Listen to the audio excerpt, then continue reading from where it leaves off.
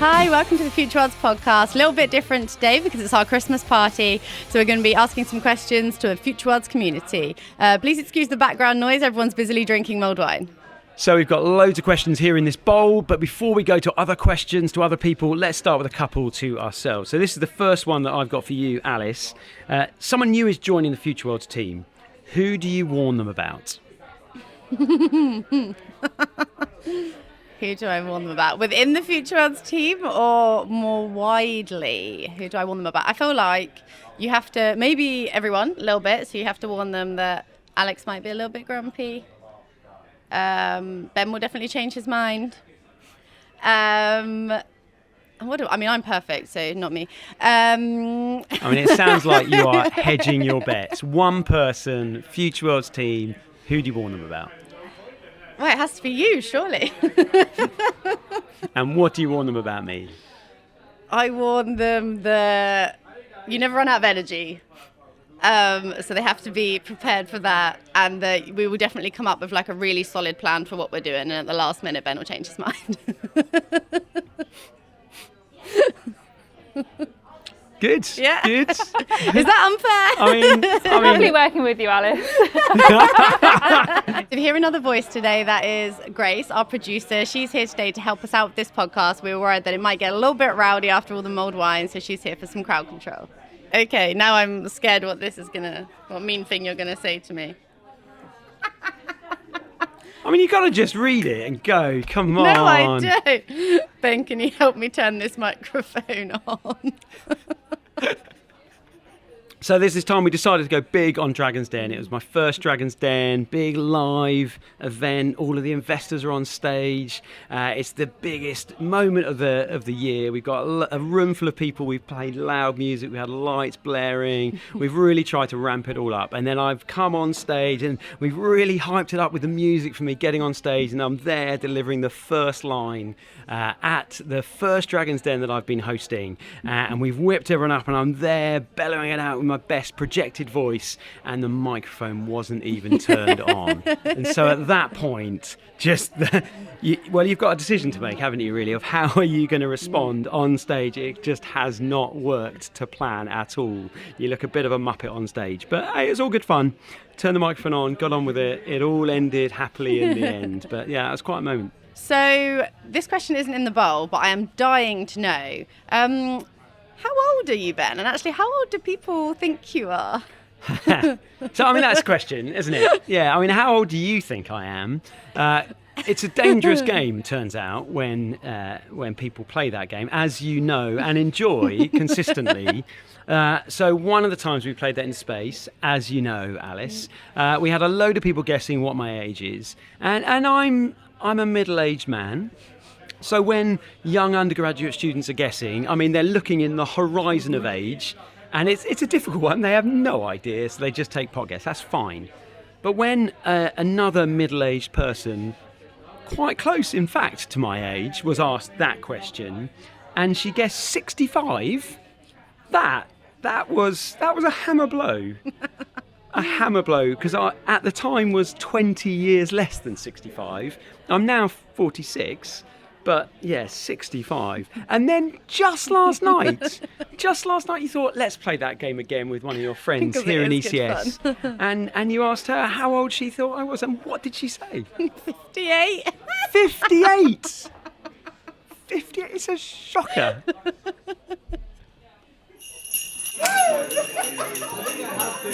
Hello, I'm Kate, and I'm the Business Development Manager at Future Worlds.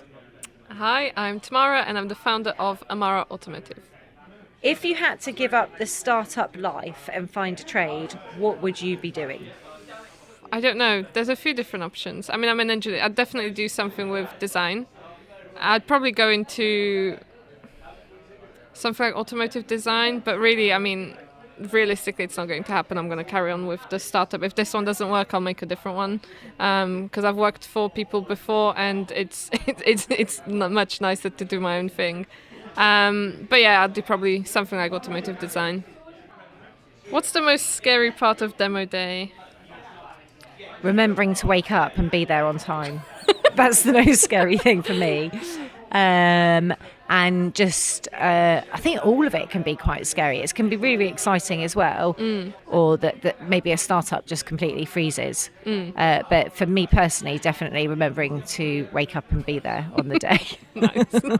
I mean, there's always the fear that you'll go blank on stage. But to be honest, that was quite fun. I mean, I had to prepare so much. So that wasn't a big thing for demo day. I think the biggest thing that I was like overthinking before it was actually what questions am I going to get? Will I get some really like negative ones? Will people understand what I'm like? Will people get it?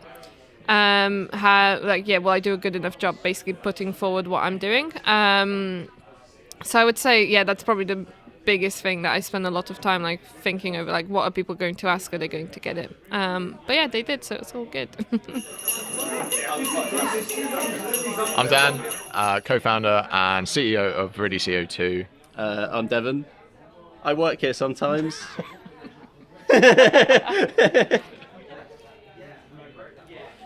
What's the most scary part of demo day? Demo day.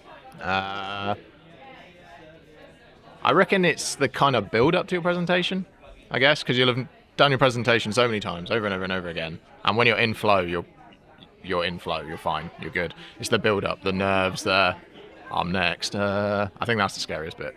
I fully had that. Yeah. It was like, I felt like I was prepared, but then from the morning until I did the pitch, I was just completely blank. If I thought through like which points I was making when, it was just nothing. Yeah. And then like when I started, then it did come back. But that idea of going up on stage when like, you just have nothing in your head, it's like awful. Yeah, existential dread in the build up. And then you get into the flow and you're fine. You suddenly it all comes flooding back. Which actor should they cast to portray me when they make my biopic? I can't imagine you'd let anyone do it other than you. Cheers, mate. I imagine it would be like all the hits, like all the top actors, you'd be like, nah. I have something to say about all of them. If you saw me arguing with someone in the street, what would you think is happening? I feel like this is a likely one. But I reckon it would be, I feel like it would be lighthearted, to be fair. I feel like it would be some like hockey banter or something that you get super involved with. I think it'd be something like that. You want who to portray me in the film?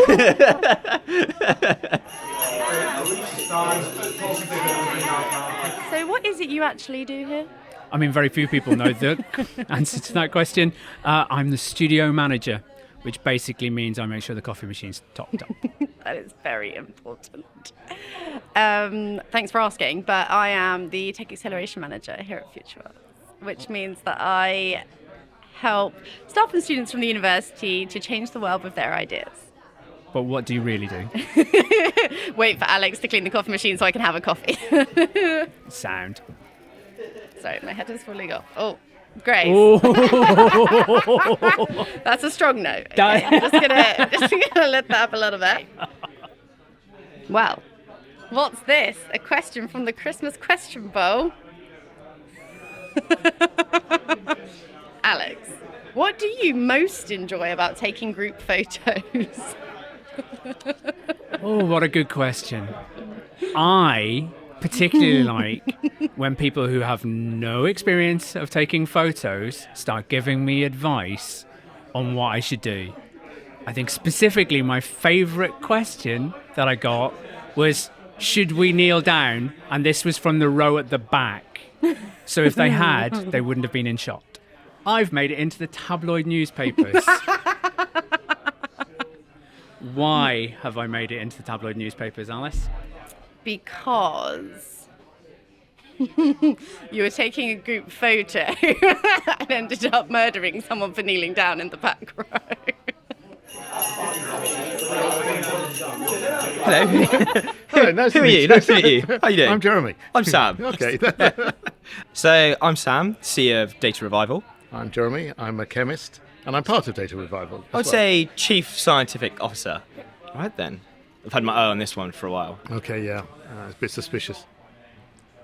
So is this out of the two of us the most likely to get a movie made about their startup journey? Well, you already had one made. I've already had a couple. I Several guess. made, and Yeah. they've been very good. Short And- films. yeah, they're short. And you come onto the stage and then Yeah. occasionally say the right thing. Mostly say the right thing. I think we're looking around here. I think, well, you're probably the one most likely. I reckon, what was that one that does that sporty stuff? Well, your colleague who deals with the sports injuries. Oh, yeah. Devon.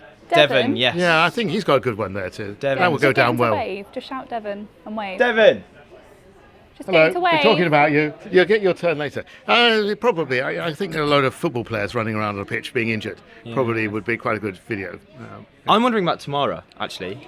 With she turned down a job in F1. Oh, the Formula One. Yeah, that's pretty good. Yes. To do a job in startups. And if the Alecki gets everywhere, I think that's definitely a good film to be made. You can see the introduction with lots of Formula One things racing around the place. Unfortunately, getting chemistry out of lab notebooks isn't quite as exciting as Mark Zuckerberg's rise to fame and. Well, it's fall more from interesting grace. than somebody else's boring notes about what they're going to do that night in the evening, Yeah. which apparently made him famous, right? Yeah, true, actually. I am Katrina Morgan. I'm a lecturer in the Electronics and Computer Science Department. Hi, I'm Chris Holmes. I'm Associate Professor at the University of Southampton. Okay, Chris. Which future world startup do you think is the most likely to be a future unicorn? Oh, of course it's going to be ours. Definitely. Yeah, so Stereo all the way. I think it's very difficult. Each story is very different. And to see how they progressed last year to where they are now, the stops and starts in any startup, it's so difficult to predict. That's why it's a unicorn, I guess. Which of the children in the Charlie in the Chocolate Factory do I most remind you of? Oh, I don't think you have any traits of the horrible children at all. You are completely open, honest, you've got integrity, and I think that is actually why you are like Charlie. Oh, well, thank you very much. no I won't be getting worries. pressed later on for juice. Most likely to get a movie made about their startup journey, who do you think it would be? I think it's Tamara, Yeah? the Tamara Automotives. Yeah, I think it's an excellent story of struggle and success. I think I've seen Yeah. over the last year. Brilliant. Yeah, she's 100% committed. Yeah. And yeah, I think there's a lot of tales that she's told us that she's gone through, and I think it'll make an excellent movie. Excellent movie. If your startup team was in a sitcom, which sitcom would it be? Ooh. Oh, I like this question. Fraser, probably. We're all very highbrow. Oh, yeah, that's and, very nice. We've got lots of humour. Niles. Got a pet dog. An old grumpy man. That's me. Someone new is joining the Future World's team. Mm-hmm. Who do you warn them about? Ooh. I'll probably say be wary again of Alice, especially at the Christmas party. Yeah. She'll get you up dancing before you know what's happened. So yeah, it's got to be Alice. Hi, Sarah. So, Hello. what is it you do at the university? I'm a professor of digital forensics and the ECS Director of Enterprise. Ooh, so what does that mean for everyone watching at home? So digital forensics is looking at any kind of digital device and finding out what's happened to aid a criminal investigation. And Director of Enterprise means I support all enterprise activity in the school and try and promote more enterprise stuff. We're making Future Worlds the movie. What's the song playing over the closing credits? Oh, that's a tough one. I guess maybe always look on the bright side of life. I'm Grace. I normally produce this podcast, but I am in the hot seat for 30 seconds. It's quite exciting. I'm Marini. I'm a computer science PhD student, and I'm also on this year's cohort with my startup. It's exciting getting to go into the bowl. We may have to watch this happen. If your startup team was in a sitcom, which sitcom would it be? Ooh. I think the first thing that comes to mind is the Big Bang Theory. It kind of like, it's what we're watching at the moment, but also there's a lot of chaotic energy going on, so I feel like it would be very much Who would you that. be? Who are you? Oh, who would I be? I feel like I resonate a lot with Raj. Okay. He's like very fancy and he likes expensive things, and he loves his dog. I love dogs. I don't have one, unfortunately, but I do feel like a lot of the times I resonate with him. Definitely not Sheldon. Someone new is joining the Future Roles team. What do you warn them about? Alice. I love it. She's lovely, though. We love her. Yeah, Alice, you're lovely. Should I go for one? She's not behind me, is she? Oh, no. Other than yourself, Yeah. because obviously that's the answer. Which Future World startup do you think is most likely to be a unicorn? Other than myself. Sure. I think Tamara's thing is really cool. I think that might be very good. I'm supporting female founders as well, so I'm Very really good. hoping for that. And Sylvia, Okay. supporting her with all my heart. And Till's things are really, really cool. But I think I have an answer. Okay. I have an answer. Andy. I'm going to say Andy, that he's doing the cancer testing. Yeah, Andy Shapanis. Yeah. Ex Genera. Yes. Okay. That's my Future answer. unicorn. We had it first. Ooh. Who scavenges the most food in the accelerator? Without wanting to sound like I have a grudge, Alice. Fair. I think it's Devon. Oh, that's true. Yeah, I think that's the only reason he's here today. It's Devon. He always just comes for the food. So tell me, who are you? I'm Clint Stiles, and I'm Associate Dean Enterprise in FEPS. If you saw me arguing with someone in the street, what would you think is happening? I would think you were trying to uphold righteousness or something like that. I think you would be defending somebody somebody or something. Yeah, with your moral compass. I think you would be. That's nice to hear. You've got one shot to fill the floor at the Future World's Demo Day after party. What are you playing?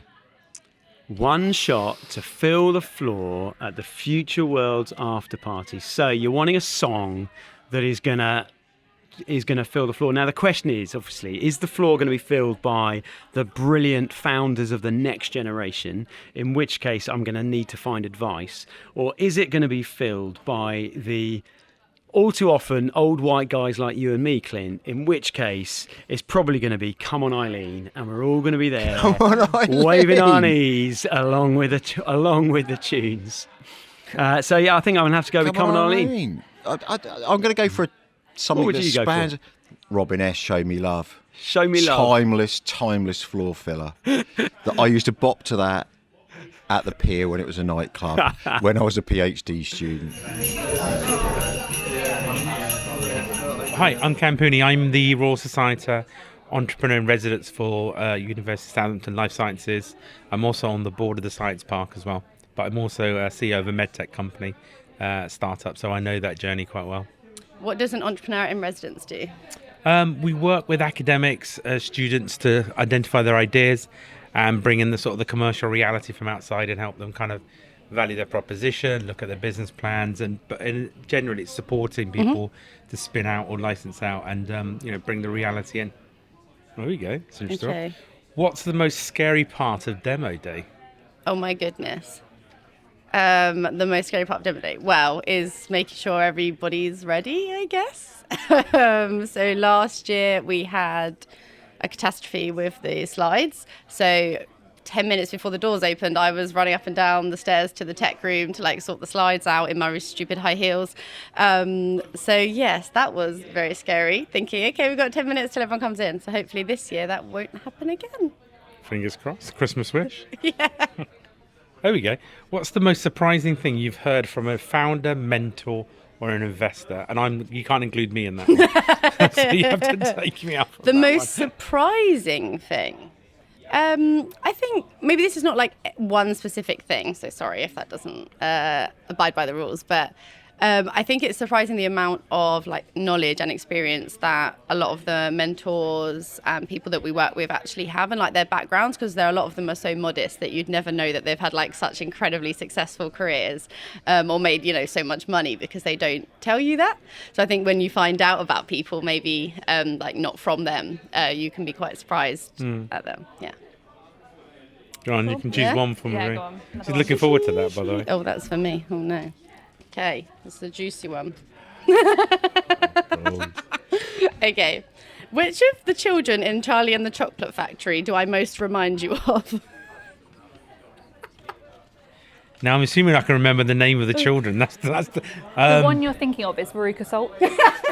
that's exactly the one I was thinking of. Is that the one that sort of becomes like the berry and she just eats too much? No, or is that someone else? No, they're like the posh one. No, I don't think you were that. I thought you were more the you're not the Oompa Loompas anyway. So Okay, you're okay on that thank you, one. I think.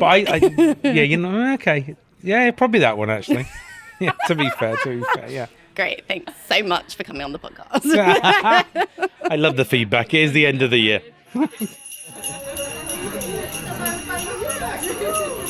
So thanks to everyone who's been part of the podcast today. There's been, what am I trying to say? So that's it. Okay, so I hope you've enjoyed a slightly more relaxed. Completely bored. So right, who can I talk to now? Actually, here I've got a question for you, Alice. Sorry, am I boring you? I'm so sorry. So sorry. Right, go again, everyone. I'm paying attention now. So I hope you've enjoyed a slightly more relaxed Future Worlds podcast today. That's it from us. Thank you to everyone who's been on the show today. Thank you for everyone who's joined us at our Christmas party. But most of all, thank you to everyone that we have the privilege of hanging out with throughout the rest of the year. So that's it from us. Thank you very much.